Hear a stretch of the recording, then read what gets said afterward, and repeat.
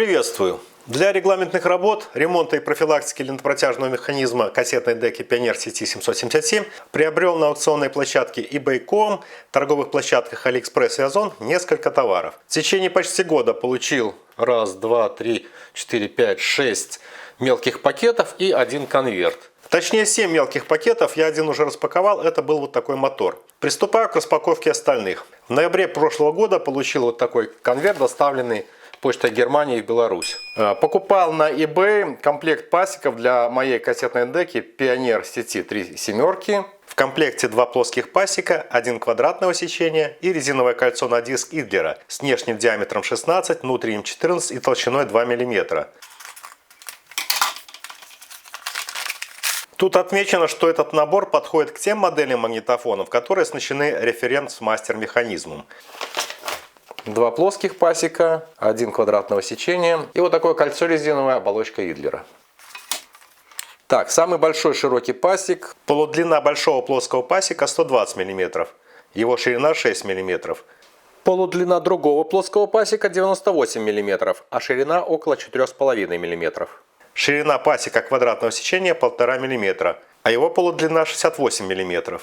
Уже прошел год с момента замены этих ремней. Они подошли, только под кольцо Идлера на диск пришлось намотать 2 витка узкой полоски ацетатной ленты. Его толщины в 2 мм было недостаточно для сцепки с валом подмотки.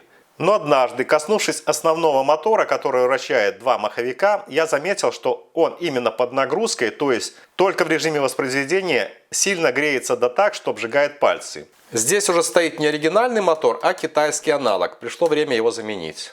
Купил на eBay вот этот экземпляр с надетым диском на шкив у продавца из Болгарии. Пакет шел больше заявленного срока, я даже открывал диспут по этому поводу, но все же я его получил ровно спустя 2 месяца. Хотя надежду уже потерял и купил еще несколько моторов. 2 опять же на eBay, но в другом магазине, и 1 на AliExpress.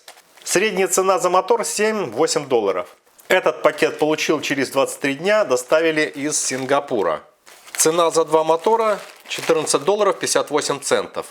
А этот из Узбекистана доставили за 12 дней. Цена $7.36 с доставкой плюс НДС. Смотрим. Пакеты я уже разрезал.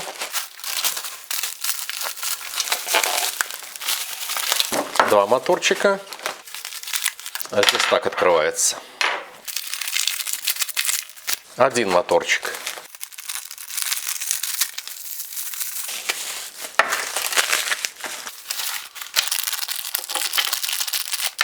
Все моторы одной модели EG530AD2B на напряжении питания 12 вольт с частотой вращения 2400 оборотов в минуту против часовой стрелки. Изготовлены в Китае.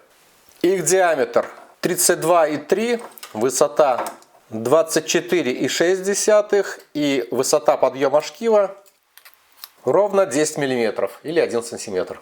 Этот мотор, в отличие от этих китайских, еще имеет какой-то такой кожух. Он достаточно туго ходит, но биения нет.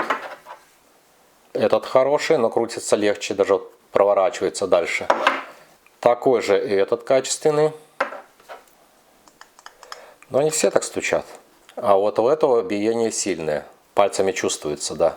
Я их уже проверил, они рабочие, и один из них, вероятно, вот этот, скажем так, болгарский, установлю. У него какой-то металл здесь такой глянцевый, чистенький. Стабилизатор скорости вращения установлен внутри корпуса. Для регулировки скорости служит подстроечный резистор. С помощью диэлектрической отвертки через данное отверстие настраивается скорость вращения шкива мотора. И в этой связи ответьте мне в комментариях, стоит ли снимать видео о ремонте лентопротяжного механизма «Референц-мастер». Далее вскрою вот этот пакет. Это моя первая покупка на российской торговой площадке Озон. Цены там не особо отличаются от белорусских, поэтому тут речь не о выгоде. Купил демпферное силиконовое масло ПМС 100 тысяч, потому что больше нигде оно не продавалось. За баночку объемом 20 грамм заплатил 460 российских рублей, что по курсу обмена вышло почти 16 белорусских рублей. Доставили в Минск из России за 9 дней. А непосредственно по посылке вес 35 грамм.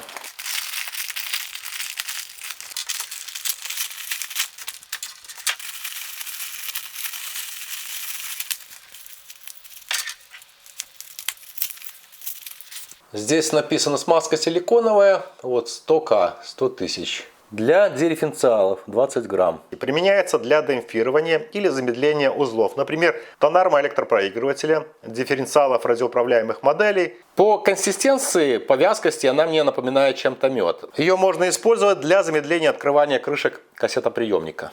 Ну да, руки жирные такая, силиконовая. А я продолжаю. Этот черный пакет получил из Латвии за 3 недели. Купил на Алиэкспресс за $4.37. Набор стопорных колец различного диаметра.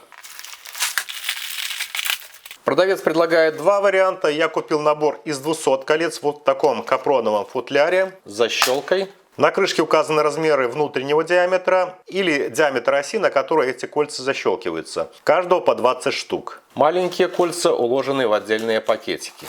И еще вот такая вот бумажка есть. В нем 10 ячеек. Я уже пересчитал их. По количеству есть разброс в большую сторону. Вот здесь я указал внешние и внутренние размеры и каждого количества. Про запас для ремонтов пригодится.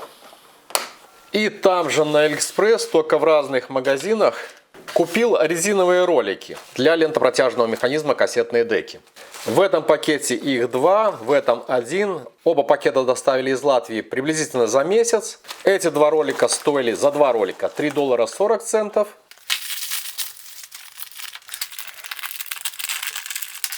А этот ролик один стоил почти $4. 3,94 это с доставкой НДС. Здесь указаны его размеры. Да, он сразу видно, что он чуть-чуть крупнее. Итак, все ролики имеют резиновую оболочку и черную пластиковую втулку. Реальные их размеры почти совпадают с заявленными продавцами. Все фото с замерами разместил в пабликах канала, в Одноклассниках и ВКонтакте. Ссылка будет в описании этого видеоролика. Проверяю на конусность. Хороший ролик. Этот немножко конусный, идет по окружности. И этот тоже с конусом. Пожалуй, этот ролик я буду использовать. У него внешний диаметр резины 13,4 мм, ширина 6,8 мм. Ширина пластиковой втулки 8,3 мм и отверстие 1,9 мм. Но буду пробовать.